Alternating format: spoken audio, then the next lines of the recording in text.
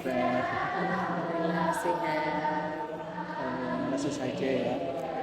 Kami berharap dengan penelitian ini, wawancara ini, kami berharap memperoleh informasi yang bermanfaat untuk dan dengan kami ditanya beberapa pertanyaan seputar topik mutu pendidikan.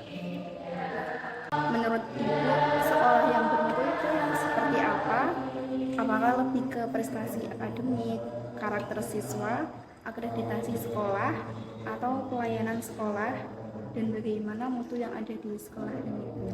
Yang namanya sekolah dikatakan bermutu itu ya harus memenuhi itu semua sebenarnya, prestasi iya, terus lulusannya juga iya, terus apa yang pembelajaran yang ada di dalamnya itu juga harus bermutu, semuanya mencakup semua aspek ya.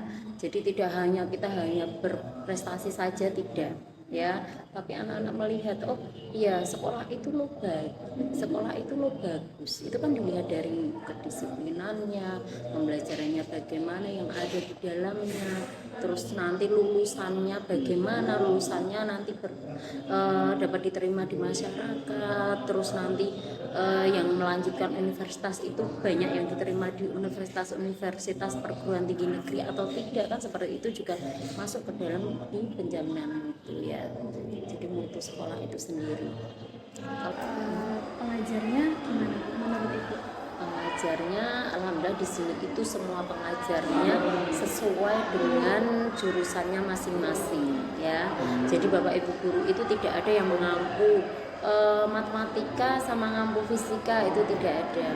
Guru matematika yang ngampunya matematika, fisika ngampunya fisika, agama juga. Bahkan guru-guru sini juga sudah alhamdulillah sudah banyak yang sertifikasi juga. Itu artinya apa? Tenaga pendidiknya sudah profesional untuk insya Allah menangani anak-anak itu insya Allah sudah maksimal. Berarti satu guru itu ngajarnya satu mapel gitu? Iya, ngajarnya satu mapel, tidak boleh merangkap. Jadi kalau mau berikan di akreditasi itu kan memang sebenarnya nggak boleh satu guru mengajar yang lain, itu nggak boleh. Harusnya memang satu guru harus satu mapel sesuai dengan jurusannya masing-masing biar nanti maksimal juga dalam pembelajaran. Bu, Iya. bagaimana cara sekolah membina guru dan staf agar mutu pembelajaran bisa terus meningkat? Misalnya, apakah dilakukan pelatihan rutin, workshop, atau pembinaan langsung dari kepala sekolah atau program lainnya? Ya, itu wajib ada ya, karena pembinaan langsung itu pasti ada.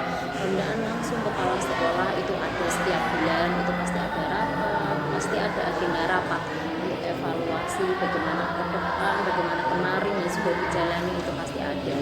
Terus pembinaan itu tidak hanya dari kepala sekolah ya, kalau untuk tenaga pendidik itu bisa dari yayasan juga biasanya juga ada pembinaan khusus berkaitan dengan itu, entah itu disiplin tenaga pendidik, tenaga gurunya itu harus disiplin juga.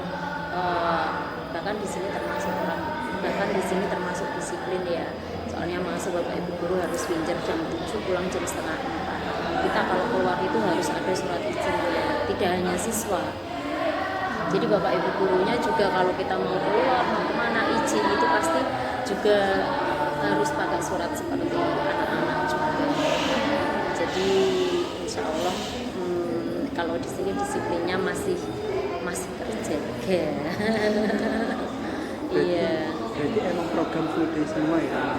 Iya, full day. Di sini juga memiliki asrama ya untuk pendidikan, bisa pendidikan karakter, bisa pendidikan. Di sini ada asramanya juga di belakang bagi anak-anak yang asrama. Apalagi anak-anak yang yatim piatu itu biasanya harus wajib tinggal di asrama karena dapat full bebas biaya apapun. Bisa bertanya lagi ya? Iya. Bagaimana perencanaan yang ada di sekolah Ibu untuk mewujudkan mutu? Apakah sekolah punya rencana strategis, rapat kerja, atau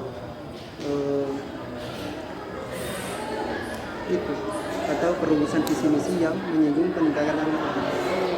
Kalau perumusan saya yakin di semua sekolah ada ya, ada visi misi itu pasti perumusan setiap berapa tahun sekali itu kan mungkin apa perlu ini visi misi ini perlu diperbaiki, perbarui atau tidak itu kan pasti ada karena di standar akreditasi itu kan juga ada semuanya mencakup di situ ya.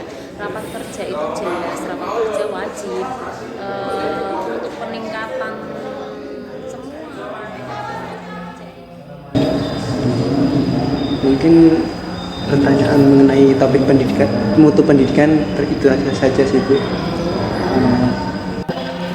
Assalamualaikum warahmatullahi wabarakatuh.